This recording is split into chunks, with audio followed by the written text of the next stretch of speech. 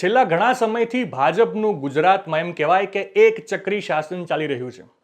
ગુજરાત એ ભાજપની 100% મહોરવાળી કાયમી સીટ બની ગઈ છે. મતલબ કે અહીંયા ક્યારેય કોઈ ફેરફાર આવે એવું હાલ પૂરતું તો આવનારા ભવિષ્યમાં દેખાઈ નથી રહ્યું. પરંતુ હજી પણ જો ગુજરાતના ખેડૂતને પૂછવામાં આવે કે શું તમે ખરેખર ખુશ છો ભાજપના રાજમાં, તો વધુમાં વધુ લોકો કહેશે, વધુમાં વધુ ખેડૂતો કહેશે કે ના. આ કડવું સત્ય છે જે ગુજરાતની ભારતીય જનતા પાર્ટીએ સ્વીકારવું જ પડશે કે હજી એવી ક્યાં કચાશ રહી જાય છે કે જગતનો તાત ગુજરાતનો ખેડૂત હજી પણ સરકારથી, ભૂપેન્દ્ર દાદાની સરકારથી રાજી નથી. વિગતે વાત કરીએ. નમસ્કાર, બીબી ન્યૂઝ ગુજરાતમાં હું સુભાષ આપનું સ્વાગત કરું છું. રાજ્યમાં 25થી વધારે વર્ષથી ભાજપની સરકાર છે, એટલે કે ડબલ એન્જિન વાળી સરકાર છે. વાત કરીએ 2016ની, તો 2016માં ગુજરાતનો અને આખા દેશનો ખેડૂત સાંભળે એમ જે તે સમયના ભાજપના મુખ્ય આગેવાન અને હાલના વડાપ્રધાન મોદીએ 2022 પહેલા ખેડૂતોની આવક બમણી કરવાની વાતો કરી હતી. પરંતુ હાલત કંઈક એવી છે કે આવક ડબલ થાય ના થાય પણ 2025 સુધીમાં ખેડૂતની હાલત ડબલ ખરાબ થઈ ગઈ હોય, કંઈક એવું ચિત્ર દેખાઈ રહ્યું છે. ખેડૂતોની આવક બમણી કરવાના બણગા ફૂંકનારાઓએ ખેડૂતોને કરોડો રૂપિયાની લોન લેવા માટે મજબૂર કરી મૂક્યા છે. ખેડૂતોના ઉત્થાન કરવાના ઉદ્દેશોવાળી તમામ સહકારી સંસ્થાઓ કરોડોના ઢગલા ઉપર બેઠી છે અને ખેડૂત હાલ કંગાળ હાલતમાં છે.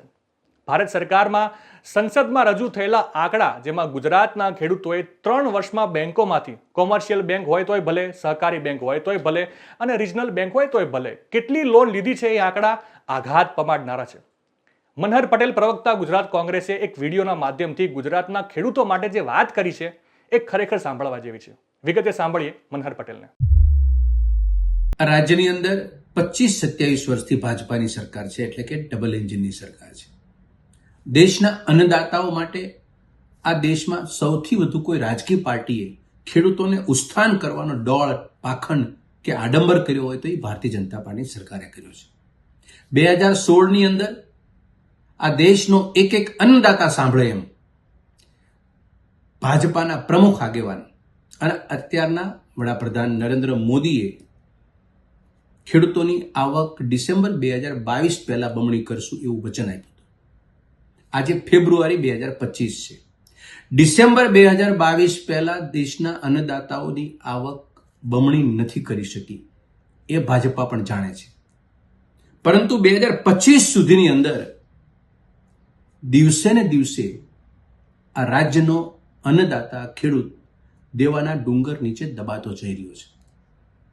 સરકારી આંકડા કહે છે, ભારત સરકારના 21-22ની અંદર ગુજરાતના તમામ ખેડૂતોની લોનનો આંકડો 1,01,03,118 કરોડ રૂપિયા હતો. કોમર્શિયલ બેંક, સહકારી બેંક કે રિજનલ બેંક પાસેથી એને લોન લીધી હતી.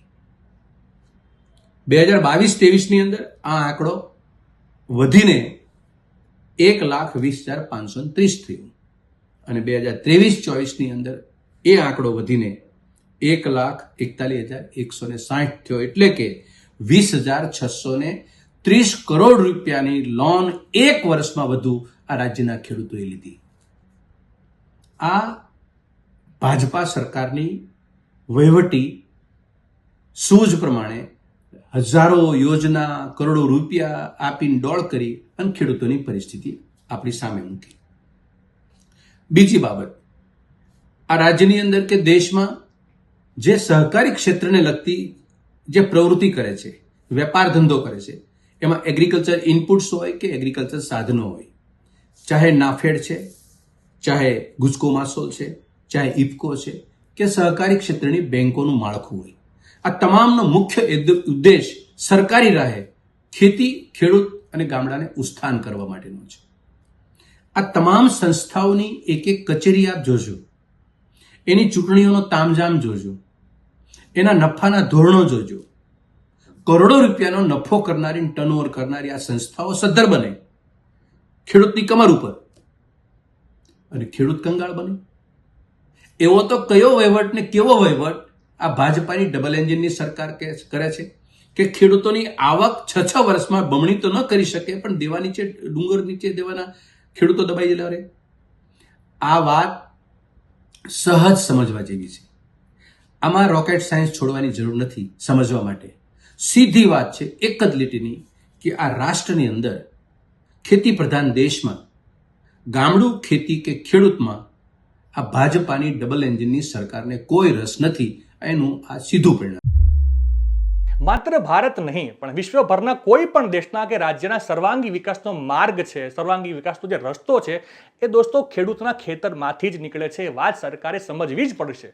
રાજ્યનો ખેડૂત જો દેવાના ડુંગરા નીચેથી ડોકિયા કરી મદદ માંગતો હોય, એમાં પછી ખાલી ને ખાલી ઉદ્યોગપતિઓ પાછળ કરોડો રૂપિયા, અબજો રૂપિયા ખર્ચીને ગુજરાતનો વિકાસ થઈ જાય, એ વાત માનવી હાલ થોડી અઘરી છે. આશા રાખીએ આજે સંવેદનશીલ સરકાર જે છે એ ખેડૂત માટે થોડી વધારે સંવેદનશીલ બનશે. નવા સમાચાર, નવી અપડેટ સાથે ફરી મળીશું. ત્યાં સુધી મને રજા આપશો. નમસ્કાર.